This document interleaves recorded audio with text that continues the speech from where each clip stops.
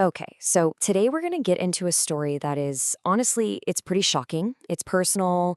It's tough to talk about, but we have to because it really peels back the layers on a side of modern work that's, well, pretty disturbing. Let's just jump right in.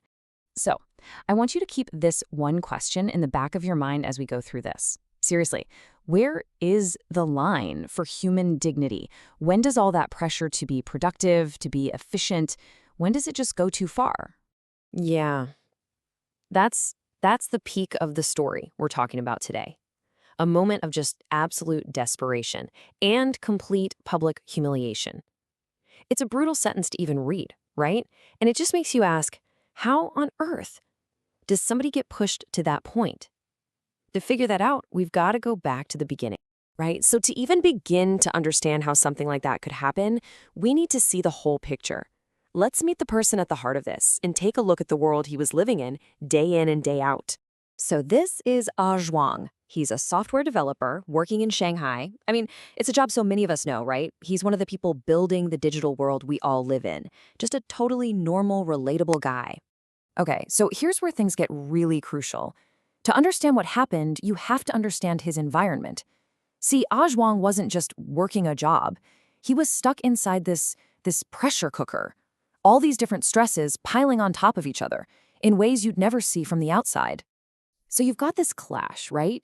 On one side, you have the expectation, a crazy workload, insane pressure to always be productive. But then you look at the reality of his workspace. It's an office designed for one thing, cramming in as many bodies as possible. Not for comfort, not for people. We're talking desks packed in so tight you can barely move. And when you combine those two things, well, the consequences are pretty dehumanizing. In a system like that, something as simple as needing to go to the bathroom is seen as a problem, an interruption. So you hold it until you absolutely can't anymore. And if you're gone from your desk for too long, people start asking questions. And to make it all worse, there's a serious lack of toilets for how many people are there. So long lines for the restroom, that's just a normal part of the day. You know, a system that forces people to ignore their most basic human needs, it's a ticking time bomb. There's always going to be a breaking point. And for Ah Zhuang, that day finally came. It was the moment all that constant background pressure crashed head-on with just a simple human problem. So picture this. Oz Wong is having a really bad stomach day. But because he's been so conditioned by this workplace, what does he do? He waits. He just keeps pushing through it, ignoring what his body is screaming at him, trying to squeeze in just a little more work. He waits until the pain is just unbearable. And then he has to literally run. Okay, now we're at the final awful moments, the ones leading right up to that scene we started with. This is where you see the system just completely and utterly fail a human being. Let's just walk through this timeline because it's horrifying. He's rushing to the toilet, desperate. And what does he find? The same old, dreaded, massive line. Any shred of hope he had for relief is just gone. Every single second he's standing there is pure agony. He literally said it felt like his body was about to explode. And then it happens. The collapse. He just can't hold on anymore. And here's the thing. He couldn't even wait for a stall. There was no time. So in this final desperate move, he just runs to an open urinal, pulls his pants down, and his body just lets go. In front of everyone, all his coworkers standing right there in line, watching. It's just a moment of absolute soul-crushing humiliation.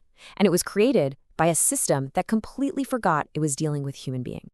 As horrific and personal as Ah Zhuang's story is, it's so much bigger than just one guy having the worst day of his life. It's this raw, powerful example of a much larger idea, what some people are calling the agony of the digital proletariat. So, what in the world is the digital proletariat?